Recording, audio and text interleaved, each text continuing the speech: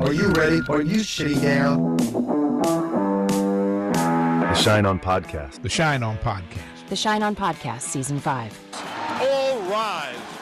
The best, Jerry. The best. Let's go. We're going to pull back the curtain on the divorce process, the mistakes and the missteps. Can you still divorce in a healthy way? The conversation is as good as it gets. It's fun, insightful, tremendous guests. They're going to tell you it's fantastic. Topics that far too often many people shy away from. But not here on the Schein On Podcast.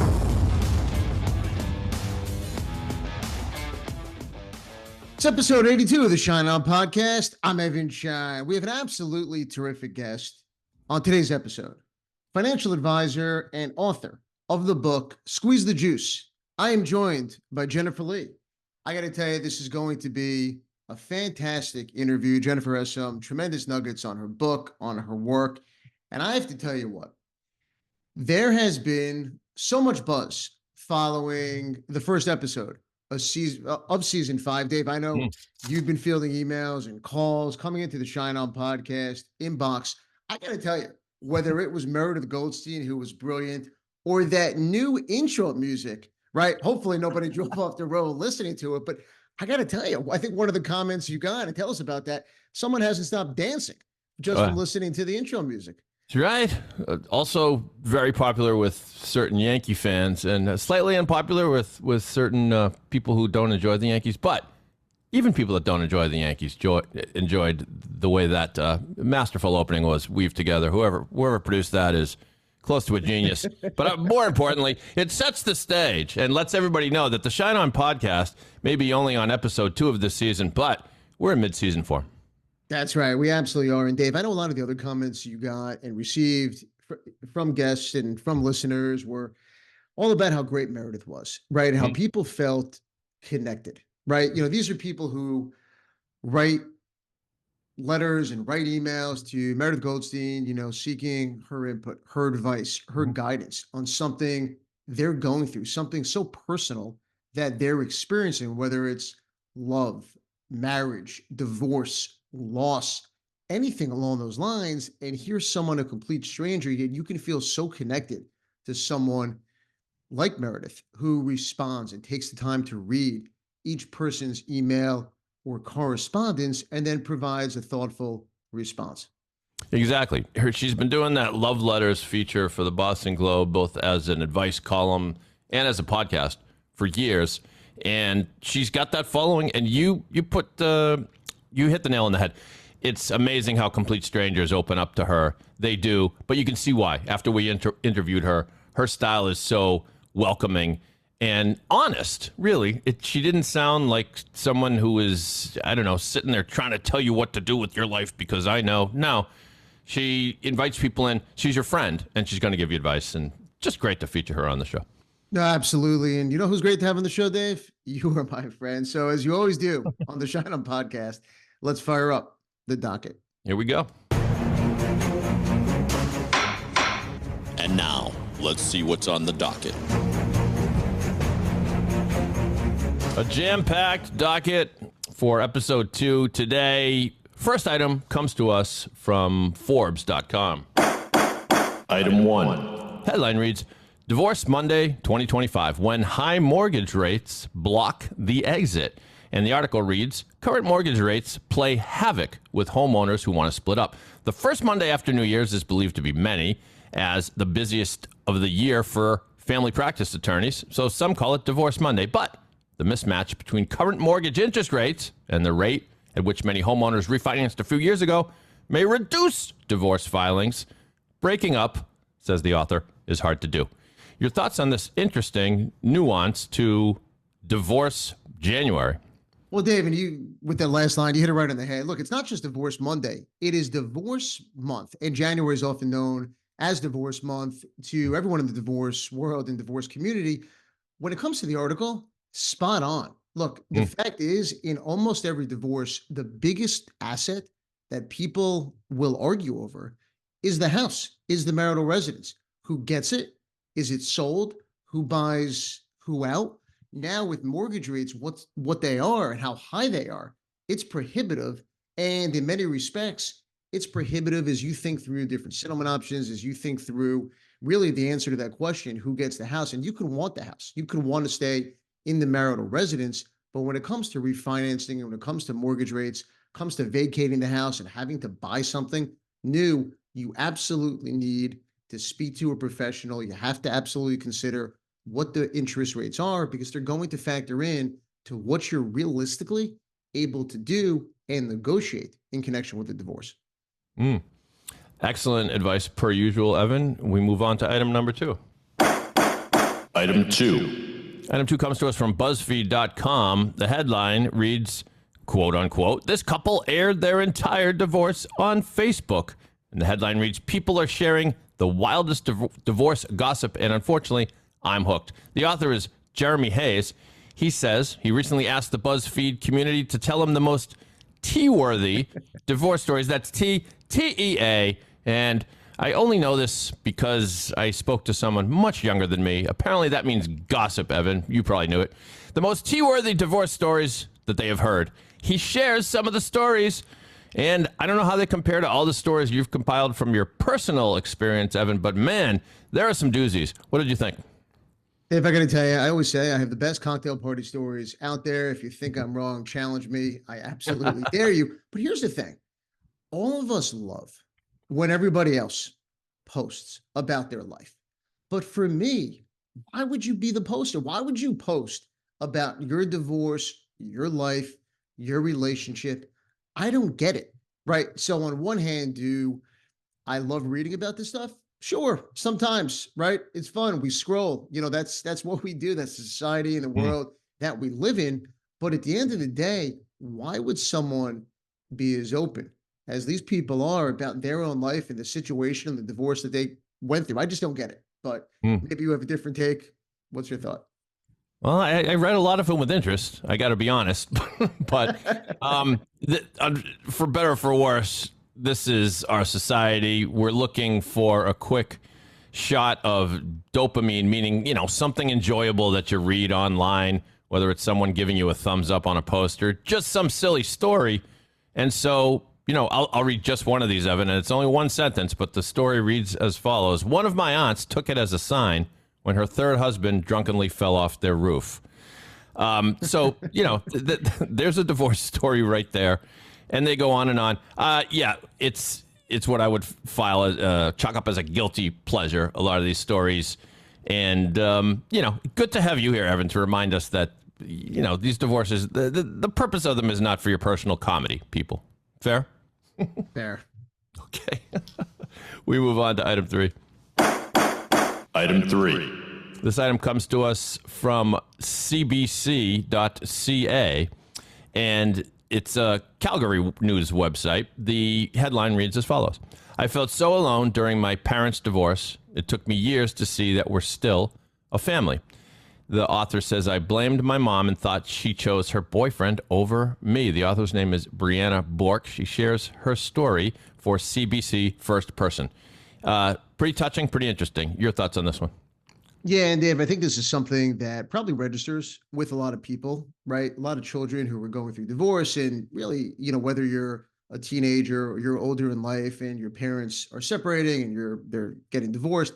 I think this registers and hits home, which is at the time of the separation and divorce, you might feel anger, you might feel resentment, you might feel hurt, disappointment, a whole flurry of emotions, and all of those are understandable and make sense. And over time, that might change, right? The feeling of hurt and anger might dissipate, and you might feel something else, right? And things that you might have not been able to understand as a child of divorce might make more sense to you as you get older. Now, it's a very common thing, a very common feeling. I think, look, therapy is incredibly important, and the audience and all the listeners have heard me say it before, whether you're the parent separating or a child of divorce, I think talking through emotions and the transition and processing what you're experiencing at the time and at the moment you're experiencing it is so incredibly important and will help you much later on in life to understand and to appreciate what may have transpired. Yeah. I mean, I would say as a divorced guy that if you're a child and your parents are divorced and it caused hurt and sadness, believe me, your parents know that, and they feel incredibly guilty about it, at least from my own personal perspective. The only thing you can say is there's sadness in life. It's not supposed to be happy. Divorces happen for a reason. And, I have a friend that likes to say there are no bad divorces. If it was a quote unquote bad divorce, it wouldn't have been a divorce. You would have stayed married. In other words, there's a reason people get divorced. And glad to hear at least, that the author came around, and still sees the love there.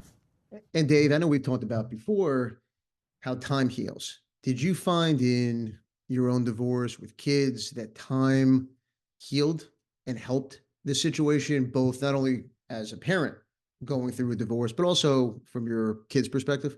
Yeah, it's almost the only undefeated healer, time. Maybe sometimes it's not completely undefeated, but in other words, time helps. Time always helps. Memories fade. And, once kids start to see the real picture and, hopefully they see, whether it takes them 6 months or 6 years or more to understand that the parents still love them and that your relationship with your parents doesn't have to be turned upside down because your parents aren't married anymore. It's going to be, like I said, it's going to be sad, but glad to see this author gets it.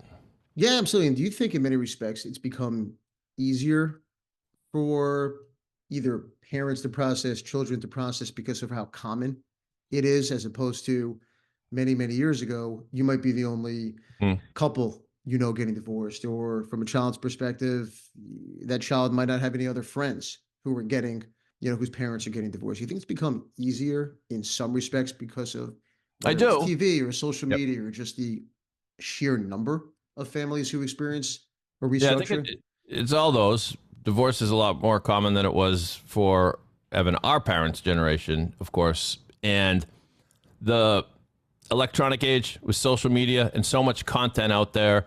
Think of how many TV shows and movies there are now that feature divorce. And it does normalize it to an extent. I'd say there's still stigma around it, still to some extent. People that have to tell their friends that they're getting divorced. It's not like they do it with pride. It's not like they do it matter-of-factly. They do it with trepidation because they're afraid, oh, wow, I guess it didn't work out with you guys. But it's better. It's a lot better. And however, I will add, it's always going to be sad. There's no announcing divorce day where you throw a party and everyone's happy and hugging and saying, oh, it's going to be fine. No, it's sad. It takes healing. And I think it always will. But, the life ain't perfect, man. No, it's definitely not. And look, it's, in many respects, it's for the better. Yeah. Yeah. Go ahead and plan your perfect life. God laughs and rips up your script. Anyway. Overrated. All right. We move on to the feature that debuted to much fanfare last episode. Overrated or underrated? Overrated. Or underrated. People will be waiting with bated breath to hear each one of these items and which way Judge Schein rules. Overrated or underrated? We'll start off with a few legal topics and move on to a couple of non-legal topics. First off, the role of mediation in divorce proceedings. Evan, overrated or underrated? Dave, this is absolutely underrated. I'm a huge believer in mediation. I run my firm's litigation practice, and I have seen firsthand the incredible benefit of mediation during a litigation. I mean, litigation cases take a very, very long time to get resolved. I have a handful of cases right now that are being litigated and that have been going on for a handful of years. And we have incorporated a mediator into the divorce litigation process, whether it's to resolve the entire case or to resolve a part of the case, whether it's just finances or custody issues. I can't stress enough how great the mediation process can be when you have the right mediator and a couple who's willing to mediate. And so for those reasons, it's underrated. Underrated. All right. 1 for 1 in the underrated department. Next item, the necessity of retaining a lawyer for creating a will. Evan, I see lots of ads on radio and TV about do it yourself, DIY wills and trusts. Your thoughts? The DIY, look, that stuff should be left to home projects and, fixing something up in your living room. But look, I have to tell you, you should absolutely not do your own will, just like you should not pull your own tooth or be your own divorce attorney. There's certain things that are better left to the professionals, and you should absolutely consult with an estate planning attorney, have a will, make sure your affairs are in order. And for those reasons, it's underrated. Overrated. No, overrated, right? No, underrated. The necessity of retaining a lawyer. You're right. I read it backwards. So therefore, Wait, what? I'll clean this up. You right. did it right. 3, Okay. 2. Underrated. Absolutely underrated. And I'll just chip in my 2 cents and say that whenever I have a legal need, I have a law degree, although I don't practice law, but I always hire a lawyer because it's an insurance policy. You know, if you do it yourself, you're probably constantly asking yourself, did I do this right? Am I sure I did this right? Well, the website says I need to do this. If you mess it up, you know, to call a spade a spade. If you mess it up, who are you going to go to? There's no one you can go to. No, it's not like mowing your own lawn. Right. It's very, very different, which I mean, Dave, I still wouldn't recommend people do, but I never did either. At least I wasn't good at it. All right, we move on. Item 3, which is kind of related, divorce kits and online legal forms. Overrated or underrated? We talked about estate planning, but there are DIY divorce kits out there as well. How about those, Evan? absolutely overrated, Dave. There are so many do-it-yourself divorce kits popping up online, and look, I don't get it. Look, I am all for information and educating yourself, and knowledge is power, and you should do your research on the divorce process, on attorneys. I am all for knowledge, power, research, and finding different resources to help you navigate the divorce process. But to think that you can subscribe to a service online or you should fill out certain forms and magically you're divorced, there is so much more that goes into it. You go through the process, hopefully once, you want it done the right way. You should absolutely speak to an attorney, find the right attorney for you. And for those reasons, it's overrated. Overrated. Absolutely. Would you take your own tonsils out, people? I don't think so. Hire the best. Next topic for overrated, underrated. Oh, this is a good one. Drive-thru coffee shops. They're all over the place here in New England. I'm sure they're all over the place in New York, although not in many as Manhattan. Drive-thru coffee shops, Evan, overrated or underrated? Dave, call me old school. I hate drive-through coffee shops. Whoa! They are absolutely overrated. I want to physically get out of my car, walk into the coffee shop, order my coffee, have that face-to-face interaction. I don't know. There's something about waiting in line, the drive-through coffee shop, I have never been able to get comfortable with. I also don't like ordering my coffee in advance and having it sit there waiting for me for, minutes. It's not my style, not for me. For those reasons, drive-through coffee shops should go, and those are absolutely overrated. Overrated.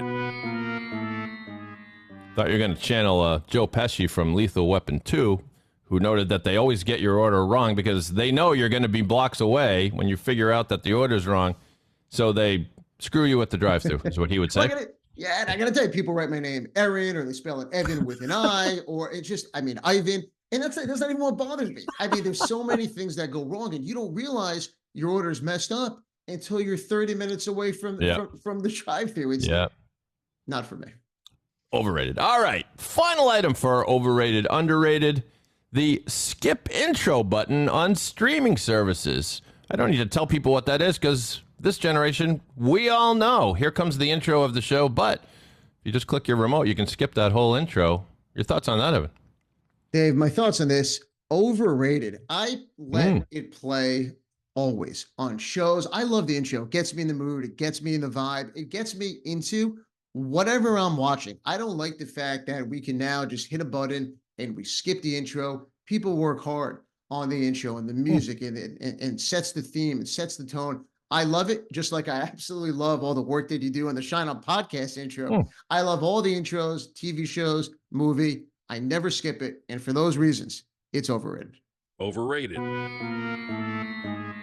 We salute you. Those content makers of the world salute you, Evan Schein. Overrated indeed. Why do you think they make an opening? Why do you think people debate what the best theme songs are to TV shows over the years? Because they're great and they set the tone. You really want to skip over the that song that woke up this morning and got myself a gun at the beginning of every Sopranos episode? No way. You stoked Now that in. There we go. Now you're speaking my language. I knew you would be with me. Our featured guest on the Schein podcast this week is financial planner and the author of the absolute must-read book, Squeeze the Juice. Jennifer, it's great having you on the Schein podcast. Thanks for having me, Evan. Jennifer, let's get right into it. And I know you grew up in a world of financial advising and financial planning, watching your father. Tell us what that was like for you, and what's the most important lesson you learned that helps you in your career as you help clients today? Gosh, I'll tell you, everything was about money, and I think in money. It just trained that way. So I think that helps me serve my clients so much today, because the average person doesn't really necessarily, my client at least, the non-moneyed party, typically doesn't think in money, and they're uncomfortable. So I think just by virtue of being around it and being acclimated to it and being comfortable with it, it allows me to help translate what it is in life that you want and how we leverage your resources to do that. And that's really probably the best thing that I got out of it. And Jennifer, I think your word choice is spot on. People are uncomfortable about money. It's not romantic. It's not sexy, and maybe it should be. So what do you find that makes people uncomfortable when talking about money? Is it fear? Is it uncertainty? Is it people just don't know really what money is all about? What is it in your experience that stands out for you? I think they're intimidated by just lack of knowledge. So they don't understand how it works, how to facilitate it, how to leverage it, and how to tap into it to use it for your life. So it's definitely fear, but it's lack of education and lack of application to using it. So, you know, I mean, as a kid, I had multiple jobs. I rolled coins. I remember, you know, the money worksheet in kindergarten. So that's a little bit of a unique experience. Most clients I have, they're like, all I remember is my aunt worrying about, you know, making sure she could make her rent payment, or not having enough money to buy X, Y, and Z. So I think oftentimes it goes back to, what is your money story? And that's really like your first recollection of money. And was it of abundance? Was it of influence? Was it positive, or was it negative? And was it of lack? So I think a lot of it comes back to your money story. Jennifer, give us a moment that exemplifies how you help clients through these major life transitions, whether it's death or divorce or some other transition where someone is going to potentially receive a large sum of money. I think that's a great question. There's really two things that I have to do with every client. And as an advisor, I have to understand, I like to say financial planning is simple. What do you have? What are your income? What are your assets? What are your resources? Do you have inheritance? Do you have real estate? What is your job? And then what do you want? And oftentimes what do you want is harder for them, right? So they may say, well, you know, I want the sky's the limit. I want all kinds of things. Well, what are you willing to do to get that? So my job is to take your resources and make them as efficient as possible to getting you what you want in life, right? Whether it's private school for your kid, whether it's a trip to Africa, whether it's, you know, unlimited budget when you go to Costco on the weekends. What is it that you want? And we make your money work for you. So whether you're coming out of divorce or you lost your spouse, the most important part we can do is take a pause with you and assess what you have, help understand what you need in your life, and then help you understand how we can make that happen. Now, clients don't need to, they can ask questions, they can get into the weeds of what we actually do, but they don't have to understand it. They just have to know enough to be able to make sound decisions that are going to serve them. So financial planning is simple. I got to know what you have and what you want. And then I also need to know, what is your discretionary money? So we all have expenses. We all have expenses that we think are fixed and necessary, but some of those are at our discretion. You know, our Starbucks budget is at our discretion. That's our choice. Dinners out, those are optional. You could cook in. So what is it that you have in terms of revenue coming in less your fixed expenses? That's at your discretion. Now, what do you want to do with it? Right? Do you want to just, hey, I had a client one time say to me, don't mention the word budget or cash flow to me because I had to do that when I was a kid and I don't like it. I want free reign.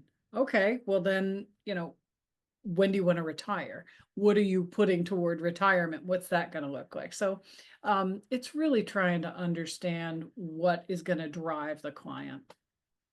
And Jennifer, you mentioned Starbucks budget. I try to avoid, thinking about what I spend on my grande vanilla latte. So you're giving me nightmares just thinking about that. But take us into that moment for you when you have a conversation with a client where you have to have that hard conversation when their resources and their want and their goal doesn't match up. I would think you play the role like I do as well, and you wear the psychology hat every once in a while too. You really do. And I'll tell you, I'm not somebody who likes to say you can't do something, right? I'm an entrepreneur, so if I want something that's not in my cash flow and it's not in my budget, I figure out what is a way I can go about getting that, right? What is a way that I can facilitate or get a side hustle, and make that happen, or work harder and get another client. What is it that's going to allow me to get to that place? So I think people need to be grounded in reality, so that they understand what they can do, and then what are they willing to do to get that extra juice, if you will, right? If you really want to do something extra, well then, maybe you cater on the weekends and you make a couple $100 and that is your travel budget, right? How bad do you want to travel? I don't know, right? It's a matter of what are you willing to do? Yeah, no, absolutely. And there's a lot of information out there about money, and there's a lot of misinformation about money as well. Give us one financial myth that you wish everyone would just stop believing. Oh my gosh, do not use TikTok for your financial advice. I can't even, my eyes want to bug out. I mean, people are quoting things on TikTok as if that's sound financial advice with somebody who's unlicensed, who has no context around the conversation. I mean, it's frightening to me. So, and I guess, one myth, money is scary. I don't think money's scary. It doesn't have to be. If it's scary, you just don't know it yet. You don't have enough context around how to use it. So you need to open your mind a little bit and learn, but not on TikTok, please. Tell us about your book, Squeeze the Juice. And to start, tell us about the title, which I have to tell you, I love. Thanks. The title is Squeezing the Juice is really about getting the most out of life, out of an experience, out of this conversation that we're having, get the juice out of it's also, from college, you think of the econ class, the law of diminishing returns. It's at that beginning part. It's that juicy point where you're getting the most out of it.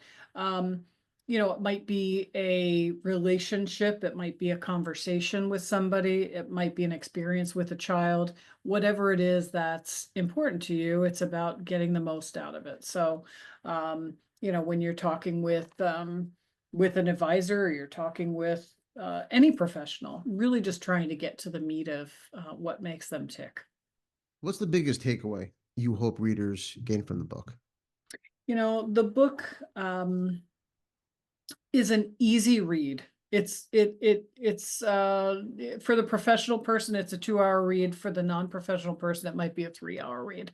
It is, it will provide you with some context that will help you from a financial perspective, but it's not really a financial book. It's a book about taking care of your family.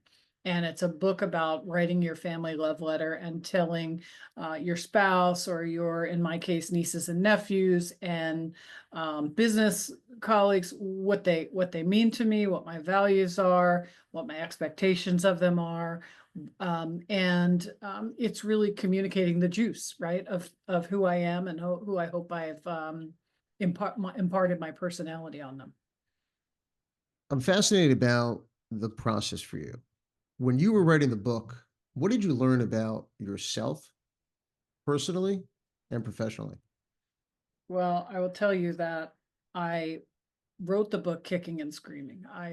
I told the woman who encouraged me to do this. She said, "You need to write a book." I said, "I'd rather do your tax return." You know, I don't really. I didn't think of myself as a writer, but I've been doing this a long time, right? So there's stories and there's context and there's perspective and what I learned about myself is I don't like to repeat myself. So it's been nice to be able to say, you're going to need to read chapter 3 and then let's have a conversation. That's been probably the biggest highlight for me. But I think that it's fascinating to have people people read it and get different things out of it. You know, there's something for everybody. What's the most unexpected thing that you've learned from a client over the years? Most unexpected thing.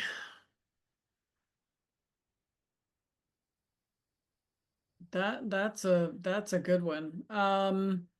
Or something that surprised you? Well, you know, I'll tell you a funny story, and it goes back to the money story and understanding where things are coming from. I had this client who her mom so her aunt had passed away, and so she took her mom to the aunt's house to, you know, go through the house. And this is why it's important to write your family love letter, right? So they're going through the house and she's about to leave, and they've, you know, gone through her jewelry and things, and they're walking out the door, and the mom goes, "Stop."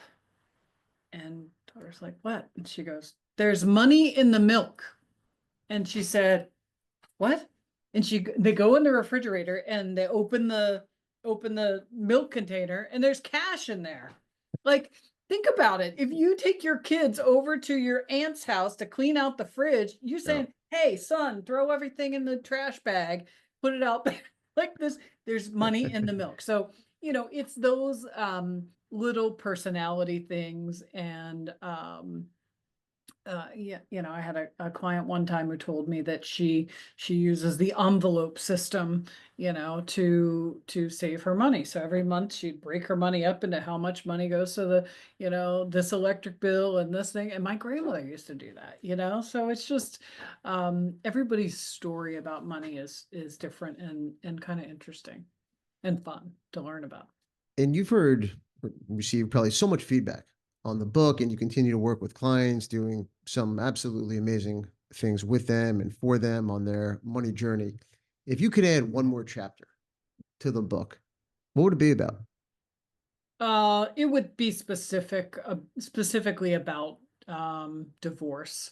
It would be about kind of a pragmatic approach to where do you start.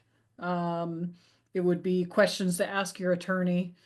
Make sure you take notes down. It would highlight that, you know, who does what, right? Like your attorney you need for X, Y, and Z. Your financial person you need for this, and you probably need a coach or a therapist for the other stuff. You don't want to go into your attorney's office and just unload and emote for 2 hours. You're not getting anywhere, right? No, I mean, and it's maybe you expensive. are. And honestly, It's expensive. the attorney's not, I mean, look, I'm not, that's not what someone wants to pay their attorney. That's not what somebody wants to pay me for. And I'm a huge believer, and I've said it before in the podcast, and I'll say it again, the whole team approach. I mean, divorce really is a true team sport. And whether it's, you know, a financial advisor, a financial planner, a coach, a therapist, a trust and estates attorney, a business Sure. attorney, whatever it is, depending on the situation and the circumstances, not every person should be doing everything when someone is going through the divorce process. Precisely. And, you know, I'm sure that this is your experience, you know, when clients come to me after they've met with an attorney, the first thing I say is, okay, what did your attorney tell you based on the number of years you've been married, the resources you have, your kids, blah, blah, blah. What can you expect in a best case scenario? And 9 times out of 10, they can't articulate that because they first went into your office and they talked about how terrible their husband was, and they talked about this, and he's fighting me for what, So I really like, I'm a pretty direct person. I like to be pragmatic about things. I'm certainly empathetic, and I'll listen and go through all these things with you. But if we could give you a roadmap, it's, getting clear on the practical questions, and then figuring out who those people are on your team so you can really leverage them to your best of your ability. You're going to save money. You're going to feel more sane, and your professionals are going to work hard for you in each of those areas. No, you're absolutely right. Jennifer, if you could only give one piece of financial advice for the rest of your life, what would it be?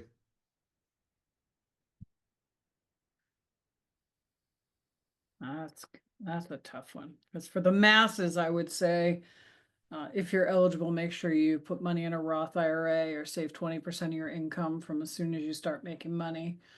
The other option would be never ever have a business partner.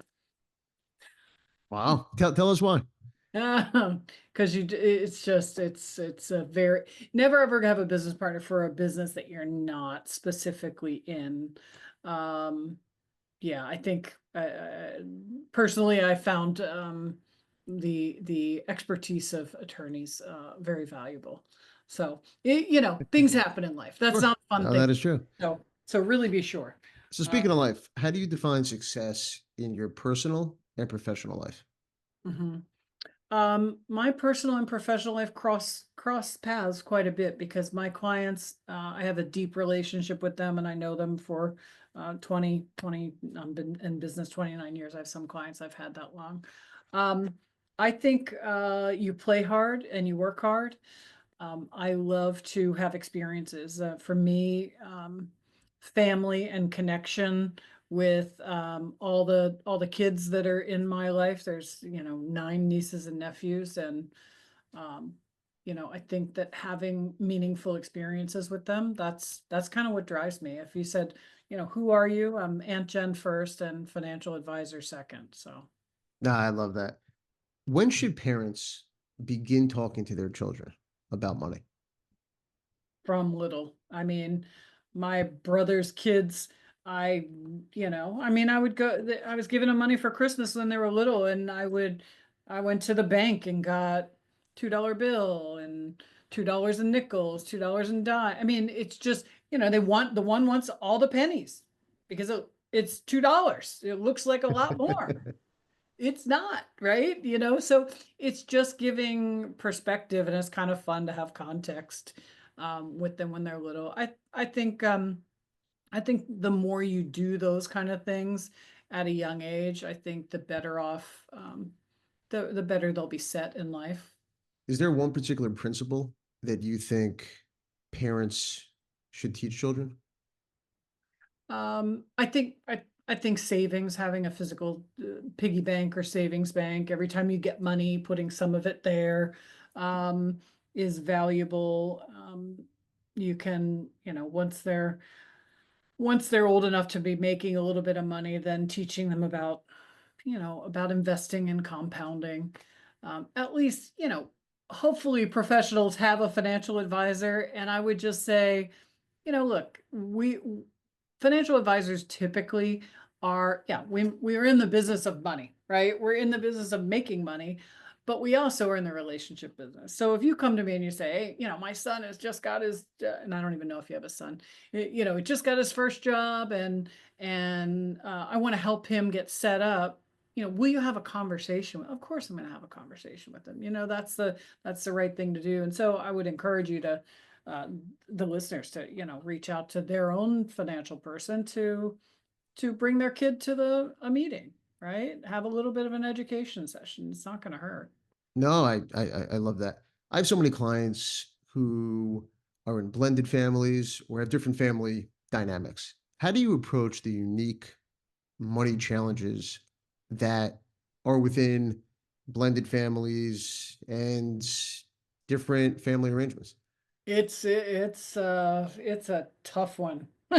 Um, you know, money is people are emotional, and they're particularly emotional about money. So I often play financial therapist in, I hear them tell me what is going on and what they want to do, and then um, they'll basically come back on that. And I say, okay, well, what I heard you say was that you value X, Y, and Z, but you're telling me this.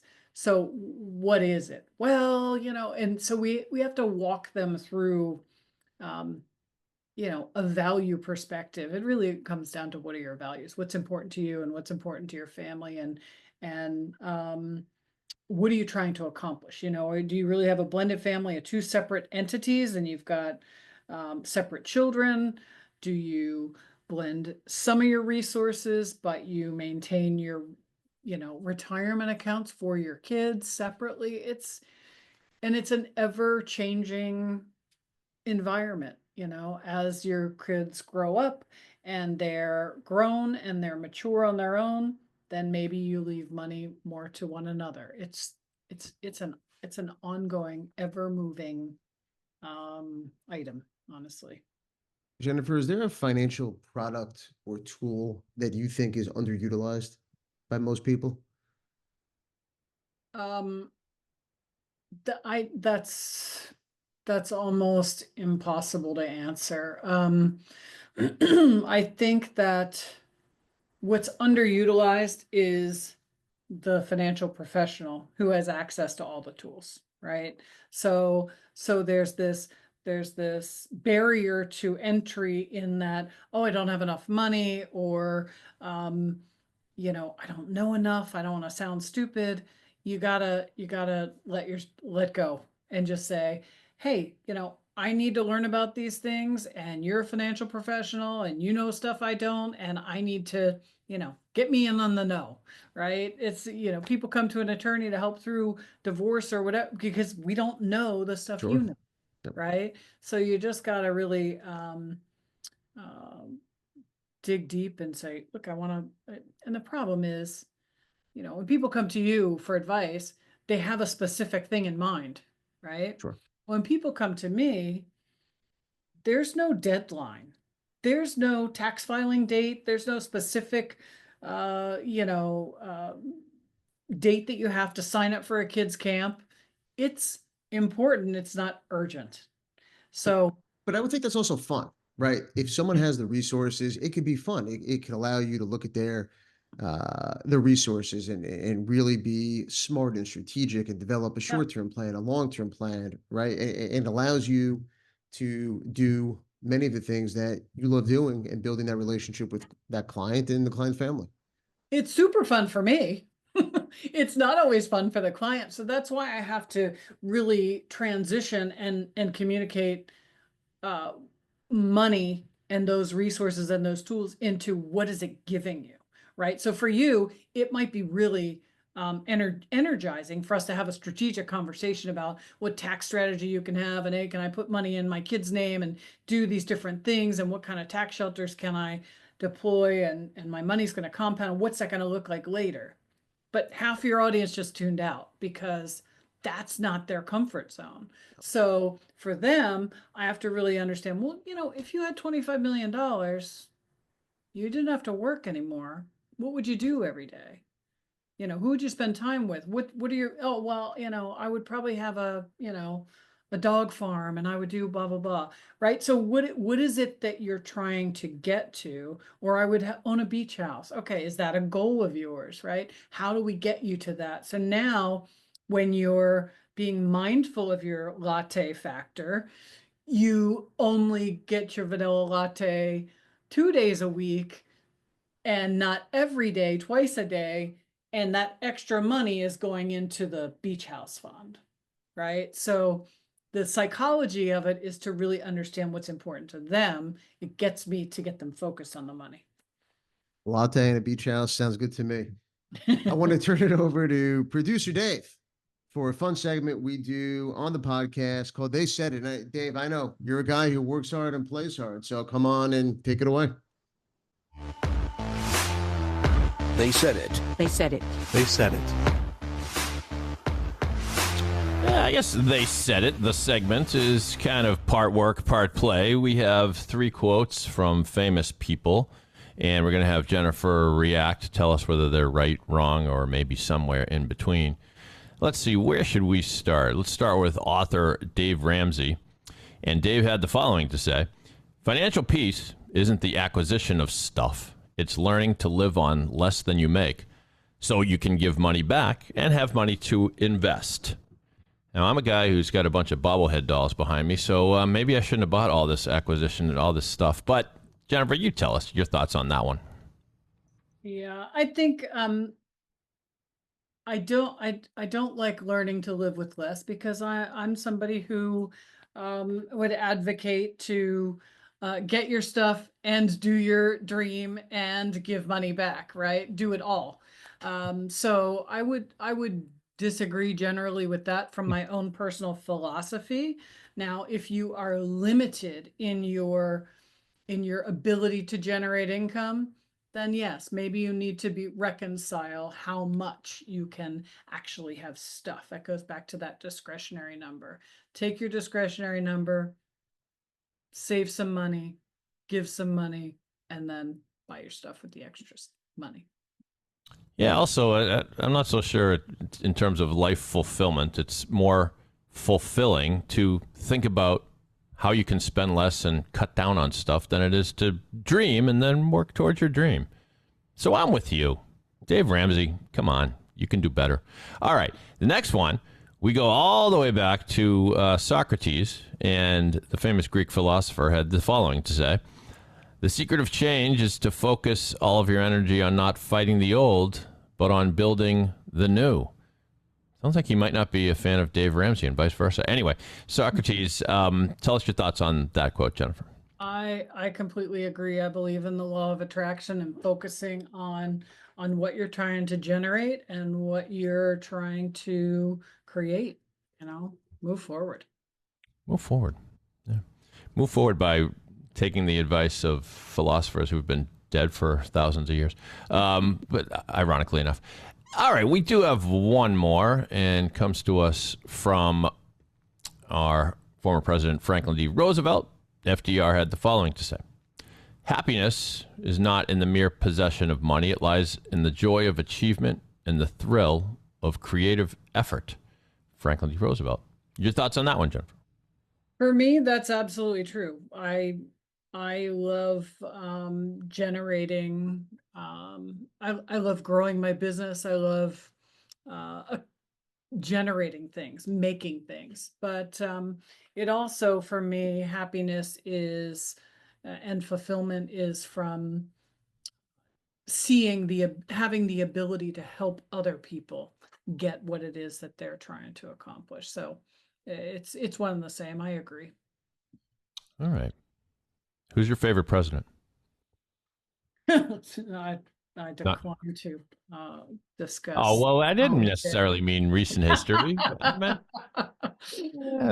mine's Millard Fillmore, for example. I just like his name. Didn't mean to bring politics into it. So let's leave it straight out. Let's leave it straight out. It's not what today is all about. Very nice job on They Said It. The studio audience is pleased, Jennifer. And back to you, Evan, to wrap things up.